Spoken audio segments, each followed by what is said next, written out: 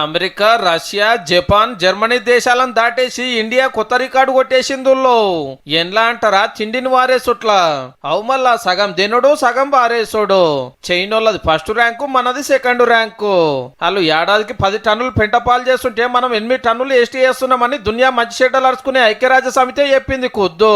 చైనాలో ఒక్కొక్కరు ఏడాదికి 76 కిలోలు, మనం 55 కిలోలు తెలుగు చేస్తున్నమాట. భూమి మీద బగ్గా జనాభా ఉన్న ఈ 2 దేశాలలోనే గింత తిండి నాగం చేస్తున్నారంటే చూడండిగా. కావచ్చు కూడా పెండ్లీలు దావత్ల కన్నా అయితే నెరి పతారా చూపించుకోవాలని డేకీసాలు వండు. మనోళ్ళు ప్లేట్ల 10 తీలరై పెట్టుకొని అదింత ఇదింత సై వేసి కణ్మదంతా చెత్తలే వేసుడు. తినేంతనే పెట్టుకోవాలి, సాలకుంట మళ్ళేసుకోవాలనే సంగతే మర్చిరు చాలా మంది. హోటల్ కు పోయినా అంతే, 4 తీలరై తెప్పించుకొని షానికి సగం సగం ఎంగిల్ చేసి తత్తిమదంతా ఏస్ట్ చేసుడే నాయే. మరి ఇండ్లలో ఏమన్నా తక్కువనా? రాత్రి వండింది మిగిలితే పొద్దుగాల తినుడే లేదా? పొద్దుగాల వండిందేమో మాపటీలి పోదాయే, చెల్ పాసిపో అని పారేసుడే నాయే. ఓ దిక్కు కోటాను కోట్ల మందికి ఒక్క పూట తిండి లేక పస్తులుండి కాలమిల్ల తీస్తుంటే ఇంకో దిక్కు తినలేక తెలుగు చేస్తున్నాం అన్నట్టు. కానీ మనం ఖరాబు చేస్తున్నది కూరబోవాలు ఒకటే కాదు, పంటలు వండే మట్టిని, పారే నీళ్లను, పండించే రైతు కష్టాన్ని కూడా అనేది అది మరొకుండ్రి జరా.